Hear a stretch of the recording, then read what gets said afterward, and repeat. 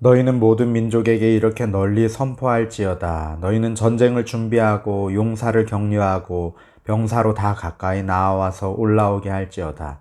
너희는 보습을 쳐서 칼을 만들지어다. 낫을 쳐서 창을 만들지어다.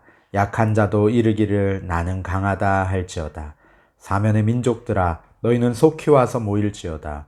여호와여, 주의 용사들로 그리로 내려오게 하옵소서. 민족들은 일어나서 여호사밧 골짜기로 올라올지어다. 내가 거기에 앉아서 사면의 민족들을 다 심판하리로다. 너희는 낫을 쓰라. 곡식이 익었도다. 와서 밟을지어다. 포도주 틀이 가득히 차고 포도주 독이 넘치니 그들의 악이 크미로다. 사람이 많음이여 심판의 골짜기에 사람이 많음이여 심판의 골짜기에 여호와의 날이 가까움이로다. 해와 달이 캄캄하며 별들이 그 빛을 거두도다. 여호와께서 시온에서 부르짖고 예루살렘에서 목소리를 내시리니 하늘과 땅이 진동하리로다. 그러나 여호와께서 그의 백성의 피난처 이스라엘 자손의 산성이 되시리로다. 그런즉 너희가 나는 내 성산 시온에 사는 너희 하나님 여호와인 줄 알 것이라. 예루살렘이 거룩하리니 다시는 이방 사람이 그 가운데로 통행하지 못하리로다. 그날에 산들이 단 포도주를 떨어뜨릴 것이며 작은 산들이 젖을 흘릴 것이며 유다 모든 시내가 물을 흘릴 것이며 여호와의 성전에서 샘이 흘러나와서 시딤 골짜기에 되리라. 그러나 애굽은 황무지가 되겠고 에돔은 황무한 들이 되리니 이는 그들이 유다 자손에게 포악을 행하여 무죄한 피를 그 땅에서 흘렸음이니라. 유다는 영원히 있겠고 예루살렘은 대대에 있으리라. 내가 전에는 그들의 피 흘림 당한 것을 갚아주지 아니하였거니와 이제는 갚아주리니 이는 여호와께서 시온에 거하심이니라. 아멘. 하나님 아버지 참으로 감사합니다. 하나님 오늘 또 월요일 아침 주님 앞에 나와서 엎드려 예배하게 하심 감사합니다.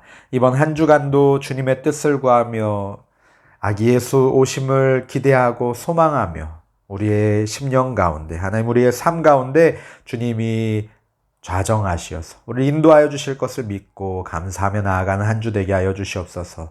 하나님 우리 성도님들의 가정과 직장과 생업과 사업과 그 자녀들의 삶과 성도님들의 삶을 그 부모님들의 삶을 주여 보호하여 주시고 지켜주시고 인도하여 주시옵소서. 이른 비와 늦은 비와 같은 복을 허락하여 주시옵소서. 하나님 함께 하실 줄 믿고 또한 말씀 가운데 깨닫게 하실 줄 믿고 감사하며 예수님의 이름으로 기도합니다. 아멘. 오늘 본문은 열방에 대한 심판을 묘사하며 여호와의 날의 징조에 대해 말합니다. 그리고 마지막 날 하나님의 백성이 받게 되는 진정한 복이 바로 하나님의 임재임을 보여줍니다. 그날에 하나님은 그의 백성의 피 흘림을 신원하시고 갚아주실 것입니다. 그리고 하나님의 풍성한 생명력으로 그들과 영원히 함께 하실 줄로 믿습니다. 오늘 말씀을 통해 우리 그 여호와의 날을 소망하고 기대하며 두렵고 떨림으로 준비하고 그 가운데 또한 하나님의 위로와 평안을 누리시기를 예수님의 이름으로 축복합니다.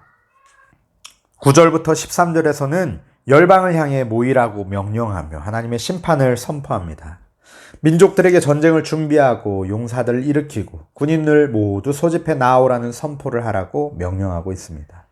너희는 모든 민족에게 이렇게 널리 선포할지어다. 너희는 전쟁을 준비하고 용사를 격려하고 병사로 다 가까이 나와서 올라오게 할지어다. 아멘. 이 본문의 말씀은 시편 2편 1절에서 2절의 내용을 떠올리게 합니다. 어찌하여 이방 나라들이 분노하며 민족들이 헛된 일을 꾸미는가? 세상의 군왕들이 나서며 관원들이 서로 꾀하여 여호와와 그의 기름 부음 받은 자를 대적하며 이들이 하나님을 대적하는 자로서 전쟁에 나오라는 것입니다. 역설적으로 같은 단어인 용사들이 앞에 2장 7절에서는 예루살렘을 대적해서 싸웠죠. 그때는 하나님의 명령에 따라 나아가는 무적의 군대로 이스라엘과 대적하여서 싸웠지만 이제는 절대 이길 수 없는 하나님을 상대로 다시 싸워야 합니다. 2장 11절에서 여호와의 군대로 묘사되었던 그들이 이제는 하나님의 대적이 되었습니다. 하나님의 도구로 잠시 사용되었을 뿐이었던 거죠. 그들에게 쟁기를 두들겨 펴서 칼을 만들고 낫으로 창을 만들라고 말하고 있습니다. 또한 약한 사람들도 나는 용사다 라고 말하게 하라고 명령합니다. 여기에서 말하는 약한 사람은 분명히 전투 경험이 거의 없는 농부를 말할 것입니다. 보통 상황에서 그런 사람들은 군인의 역할을 맡을 준비가 제대로 되어 있지 않았을 것이죠.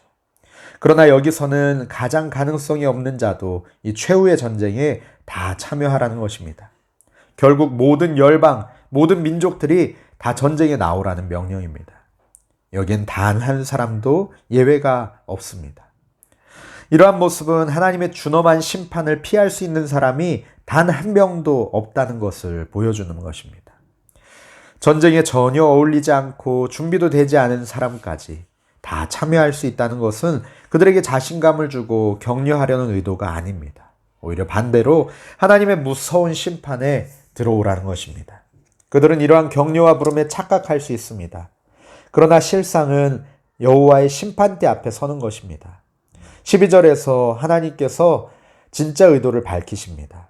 민족들은 일어나서 여호사밧 골짜기로 올라가야 하는데 그 이유는 여호와 하나님께서 거기에 앉으셔서 민족들을 심판하기 위함입니다. 여호사밧, 이 말은 여호와께서 심판하신다라는 뜻입니다. 따라서 그들이 모인 전쟁터는 심판의 골짜기였던 셈입니다. 그들이 이길 수 있는 골짜기가 아니었습니다. 거기서 하나님은 굳이 싸우시지도 않고 싸우실 필요도 없습니다. 왜냐하면 하나님은 심판자이시기 때문입니다. 하나님께서 그 자리에 앉으셔서 심판하십니다. 열방이 일어나서 올라오는 것과 하나님이 앉아 계시는 것이 대조를 이루죠. 그날에 하나님은 심판자로서의 위엄과 권위와 능력을 보여주실 것입니다. 그 하나님 앞에 열방은 바람에 나는 겨와 같이 흩날리고 불타버릴 것입니다. 13절은 농사의 이미지를 사용하여서 하나님의 용사들에게 그의 적들을 멸하라고 명령하고 있습니다. 첫 번째 명령, 낫을 쓰라, 곡식이 이것도다. 이 명령은 추수 이미지를 사용해서 심판을 묘사합니다. 우리 익숙한 표현들입니다. 두 번째 명령, 와서 밟을지어다. 이 말씀도 포도주 틀에서 포도를 밟는 것으로 심판을 묘사하고 있습니다. 포도주 틀이 가득히 차고 포도주 독이 넘치니, 이 말씀은 그들의 죄악이 가득 찼음을, 그 열방이 이방 민족과 이방 신들을 섬기는 자들의 죄악이 그렇게 가득 차 있음을 의미합니다. 이제 더 이상 하나님의 심판이 연기될 수 없을 만큼 가득 차 넘치는 것입니다. 포도주 틀이 가득 차서 그 포도주를 밟아야 할 때처럼 심판의 날이 이르렀습니다. 놀라운 사실은 여기서 사용된 포도주의 이미지가 1장에서 이스라엘의 황폐함을 묘사할 때 나왔던 이미지라는 것입니다. 1장에서 시들고 황폐한 포도나무가 이스라엘에 대한 하나님의 심판을 묘사했는데 3장에서는 풍성하여 차고 넘치는 포도주가 열방이 가득한 죄악을 묘사하고 있습니다. 하나님은 사면의 모든 민족들을 격려하여서 전쟁 준비를 하게 하시고 여호사밧 골짜기로 집결하게 하십니다. 그리고 하나님이 친히 전쟁을 지휘하여 그들을 상대하십니다. 다 익은 곡식을 추수하듯 적들을 이기실 것입니다. 그들이 범한 큰 악에 어울리게 심판하실 것입니다. 그리하여 온 땅으로 하여금 누가 역사의 참 주인이신지를 알게 하실 것입니다. 하나님의 백성들을 향한 세상의 핍박은 그들의 멸망을 재촉하는 일일 수 있습니다. 그러니 그것을 하나님의 침묵이나 외면으로 받아들이며 하나님을 원망할 필요가 없습니다. 의롭고 공의로운 세력이 패배하고 역사에 후퇴하는 것에 대해서 안타까워하면서도 그것을 정의로운 하나님의 패배로만 받지 말아야 할 것입니다. 왜냐하면 여호와의 날에 하나님께서 다 갚으실 것이기 때문입니다. 14절부터는 심판의 골짜기가 묘사됩니다. 여기에 군중이 많다고 반복해서 말합니다. 그들은 혼란과 공포 가운데 심판을 기다리는 군중입니다. 9절에서 말한 전쟁의 이미지는 이미 다 사라졌습니다. 남은 것은 무서운 심판뿐입니다. 15절에서 다시 한번 하늘이 어두워지는 모습을 보여주는데 이것은 여호와의 날이 가까이 왔다는 징조이죠. 우리 2장 10절 11절에서 이미 예언하였던 그 모습 그대로입니다. 그 앞에서 땅이 진동하며 하늘이 떨며 해와 달이 캄캄하며 별들이 빛을 거두도다. 여호와께서 그의 군대 앞에서 소리를 지르시고 그의 진영은 심히 크고 그의 명령을 행하는 자는 강하니 여호와의 날이 크고 심히 두렵도다. 당할 자가 누구이랴. 아멘. 이 16절부터는 갑자기 배경이 심판의 골짜기에서 시온으로 전환되죠. 여호와께서 시온에서 사냥하기 위해서 맹렬히 부르짖는 사자처럼 오십니다. 악인들에게 여호와의 부르짖음은 심판의 소리이지만 의인들에게 그 소리는 구원의 기쁨의 소리입니다. 즉 여호와께서 그의 백성의 피난처, 이스라엘 자손의 산성이 되십니다. 아멘. 그리고 17절에서 너희가 나는 내 성산 시온에 사는 너희 하나님 여호와인 줄 알 것이라. 아멘. 이러한 선포로 하나님이 이스라엘 가운데 거하심을, 그리고 하나님이 그들의 하나님임을 확언하고 있습니다. 내 성산 시온에 사는 쇼켄이라는 이 히브리어 동사는 분사 형태로 사용되었습니다. 즉 하나님께서 그들 가운데 지금 거하시는데 현재적이고 또 지속적으로 앞으로도 계속해서 함께 하신다는 뜻이죠. 여기에는 영원하다는, 영원히 함께 계신다는 의미도 담겨 있습니다. 이방 사람이 그 가운데로 다니지 못한다는 것은 이방 사람이 구원에 참여하지 못한다는 의미라기보다는 이곳이 거룩하고 구별된 곳이기에 거룩하지 않은 것이 침범할 수 없다는 의미입니다. 여호와의 날에 여호와 하나님께서 사자와 같이 포효하며 대적들로부터 자기 백성을 지켜주실 것입니다. 하나님께서 친히 피난처와 산성이 되셔서 하나님을 인정하지 않는 자들이 얼씬도 못하게 하실 것입니다. 그때 누구든 이스라엘의 하나님 여호와께서만이 참 역사의 주인이심을 알게 될 것입니다. 요엘의 이름대로 여호와께서 하나님 되심을 인정하게 될 것입니다. 18절의 그날에는 여호와의 날을 가리킵니다. 단, 포도주, 젖, 물의 풍부함, 이것들은 1장에서 나타난 황폐한 땅이 완전히 회복될 것임을 보여줍니다. 이것은 하나님께서 이스라엘에게 약속하신 젖과 꿀이 흐르는 가나안 땅을 또한 생각나게 하죠. 그러나 이런 풍요로움의 이미지는 단순히 물질적인 풍요가 아니라 영적인 풍요와 환희입니다. 그 물의 근원이 여호와의 성전이기 때문입니다. 18절 말씀에 그렇게 나타나 있죠. 모든 시내가 물을 흘릴 것이며 여호와의 성전에서 샘이 흘러나와서 시딤 골짜기에 되리라. 아멘. 에스겔의 성전의 환상을 또한 떠올리기도 합니다. 즉 생명과 풍요, 이것은 여호와 하나님으로부터 온다. 이것이 요엘서의 핵심 메시지입니다. 잘 생각해보면 그렇습니다. 이스라엘 땅이 황폐하게 된 것은 그들이 여호와 하나님을 버리고 떠나서 엉뚱한 길로 갔기 때문이죠. 그래서 그들에게 다시 돌아오라고, 옷이 아니라 마음을 찢으면서 진정으로 회개하라고, 금식하고 슬퍼하고 애통하면서 주님께 회개하고 돌이키라고 선포합니다. 다른 길은 없습니다. 오직 여호와 하나님께로 돌이키는 것만이 그들이 구원받을 길입니다. 19, 20절에서 유다와 예루살렘의 미래 상태를 애굽과 에돔의 상태와 대조합니다. 유다와 예루살렘이 풍요한 것에 반해서 그들을 괴롭혔던 애굽과 에돔은 황폐한 땅이 될 것입니다. 그 이유는 그들이 유다 자손에게 포악을 행하여 그 땅에서 무죄한 피를 흘렸기 때문입니다.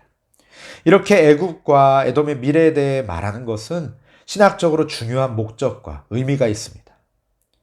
여기에서 애굽과 에돔은 열방을 대표하는 상징입니다. 그들이 황폐하게 된다는 것은 그들이 섬겼던 이방신들이 하나님 앞에 패배한다는 것을 의미합니다. 아무런 힘이 없음을 의미합니다. 마치 출애굽기에서 애굽 땅에 내린 10가지 재앙에서 보듯이 하나님만이 참되고 유일한 신이시며 그들이 섬기던 신들은 다 가짜인 것입니다. 세상 모든 신들이 여호와 하나님 앞에 무릎 꿇을 수밖에 없습니다. 20절에서 유다와 예루살렘의 영원성은 오직 하나님의 임재로부터 나옵니다. 요엘서는 여호와가 시온에 거하신다라고 선포하면서 끝맺습니다. 이 요엘서는 종말론적인 이미지로 가득 차 있습니다. 요엘서에서 가장 중요한 주제인 여호와의 날은 악인에게는 심판의 날이요 의인에게는 구원의 날일 것입니다. 이 날은 종말론적으로 마지막 날에 완전히 실현될 것입니다. 그러나 우리는 이미 그 임재를 경험하고 있습니다. 요엘서 3장에서 실린 열방을 향한 하나님의 심판은 억울하게 흘린 피 눈물을 신원하시는 하나님, 세상의 정의를 세우시는 하나님을 증거합니다. 요한계시록을 떠올리게 합니다. 이 종말론 신앙은 불의한 현실 속에서 겸손함과 신실함과 소망을 지키게 하는 핵심 요소입니다. 마지막 때 여호와의 날에 하나님께서 교만한 자를 반드시 심판하시고 종말론적인 신앙을 가지고 하나님을 경외하며 의지하는 자, 예수 그리스도를 주로 믿고 따르는 자들에게는 복 주실 것임을 확신하며 믿음으로 우리의 삶과 우리 모든 것을 주님 앞에 내어드리는 저와 성도님들 되시기를 축복합니다. 그 마지막 때가 반드시 있음을 소망하며 또한 믿으며 더욱더 주님을 사랑하며 섬기는 일에, 주님의 말씀을 가까이 하고 주님 앞에 온전히 예배하며 그 마지막 때에 누릴 영원한 주님의 임재를 경험하는 일을 우리의 삶 가운데, 우리 예배 가운데 날마다 훈련하는 우리 성도님들 되시기를 간절히 바랍니다. 우리 시간에 말씀을 붙들고 함께 기도하기 원합니다. 하나님, 이 여호와의 날이 심판의 날 또한 구원의 날입니다. 하나님, 우리가 이 날 심판의 날로부터 구원의 날로 옮겨지게 하심을 감사합니다.